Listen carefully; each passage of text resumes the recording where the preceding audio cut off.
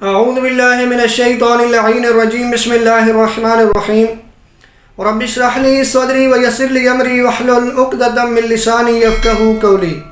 معزز ناظرین و سامعین، پروردگار نے یہ جتنی مخلوق بنائی ہے اس کو بیکار نہیں بنایا، بے سود نہیں بنایا، عبث نہیں بنایا، اس کے بنانے کو کوئی مقصد ہے۔ اس کی دلیل قرآن ہے جو قرآن میں پروردگار نے بیان فرما دیا۔ جب ہر چیز کو اللہ نے ایک مقصد کے لیے بنایا ہے تو اشرف المخلوقات انسان، اس کو کیسے پروردگار نے ایسے بے سود بنا دیا ہوگا؟ اس کے بارے میں پروردگار واضح فرماتا ہے وَمَا خَلَقْتُ الْجِنَّ وَالْإِنسَ إِلَّا لِيَعْبُدُونَ، کہ میں نے جنوں اور انسانوں کو عبادت کے لیے خلق کیا۔ عبادت کا دائرہ کار جو ہے، اس کے مفہوم کا دائرہ کار بہت وسیع ہے۔ مختصر کر دوں کہ ہر وہ کام عبادت ہے کہ جو اللہ کی رضا کے لیے کیا جائے۔ لیکن ابھی ہمارا موضوع جو ہے وہ نماز کے حوالے سے، جو کہ تمام عبادتوں سے افضل عبادت جو ہے وہ نماز ہے۔ نماز کے بغیر تو گزارا نہیں ہے۔ جتنے بھی اسلام کے فرقے موجود ہیں، کسی نے بھی نماز سے چھوٹ نہیں دی ہے۔ ہر ایک نے بے نمازی کو جو ہے نا اس سے اظہار برات کی ہے۔ نماز تو واجب ہے، یہاں تک کہ معصوم فرماتے ہیں جس نے جان بوجھ کے نماز کو ترک کیا وہ کافر ہے، اور قرآن کہہ رہا ہے کہ نماز قائم کرو، مشرک نہ بنو۔ نماز تو ضروری ہے، لیکن اکثر دیکھا گیا کہ جو نمازی ہیں، نماز پڑھتے ہیں، ان کے ساتھ یہ ایسا سلسلہ ہوتا ہے کہ ظہرین پڑھ لیتے ہیں، مغربین پڑھ لیتے ہیں، لیکن نماز فجر قضا ہو جاتی ہے۔ نماز فجر کیوں قضا ہوتی ہے؟ چونکہ آج کل ہم نے اپنے آپ کو عادی ایسا بنا لیا رات کو دیر سے سونا، حالانکہ معصوم فرماتے ہیں رات کو جلدی سو جاؤ تاکہ صبح جلدی اٹھ سکو، لیکن ایک دو بجے تک جاگتے رہنا، اور پھر ظاہر ہے صبح کی نماز تو قضا ہوگی۔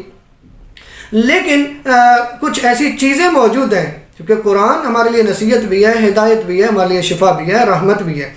تو قرآن میں ایسی ایک آیت آپ کو بتانے والا ہوں کہ جو ہم پڑھیں گے تو جب آپ چاہیں گے بیدار ہو جائیں گے۔ اور یہ میں نہیں کہہ رہا، خود نبی اعظم صلی اللہ علیہ وسلم کا فرمان ہے کہ اگر کوئی اس آیت کو جو بھی بیان کرنے والا ہوں پڑھے گا تو اللہ تعالیٰ کی طرف سے اس کے لیے مسجد الحرام میں ایک نور بچھایا جاتا ہے۔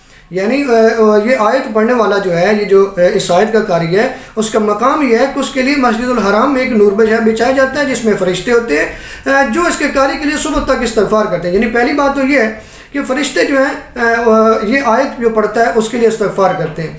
اگلی بات یہ ہے کہ کوئی شخص اس آیت کو 110 مرتبہ بنیت بیداری پڑھ لے تو جس وقت چاہے گا بیدار ہو جائے گا۔ یعنی یہ آیت سونے سے پہلے اگر انسان پڑھ لے تو جس وقت چاہے گا بیدار ہو جائے گا۔ اب سوال یہ ہے کہ یہ آیت کون سی ہے اور کس طریقے سے یہ پڑھنی ہے، کون سی سورہ میں موجود ہے؟ تو نبی فرماتے ہیں کہ یہ جو آیت ہے یہ سورہ کہف کی 110 نمبر آیت ہے۔ اگر کوئی شخص 3 مرتبہ ہر روز اس کو پڑھ لے، اگر 3 مرتبہ اس آیت کو ہر روز انسان پڑھ لے، سورہ کہف کی 110 نمبر آیت کو، تو پروردگار کے کرم سے، پروردگار کے فضل سے وہ جب اس کا ارادہ ہوگا اس وقت تو اٹھ جائے گا، یعنی بیدار ہو جائے گا۔ وہ آیت کچھ اس طرح سے آپ کے سامنے بھی چل رہی ہو۔ بسم اللہ الرحمن الرحیم قل انما انا بشر مثلکم یوحی الی انما الہکم الہ واحد فمن کان یرجو لقاء ربہ فلیعمل عملا صالحا وَلَا يُشْرِكْ بِعِبَادَةِ رَبِّهِ أَحَدًا۔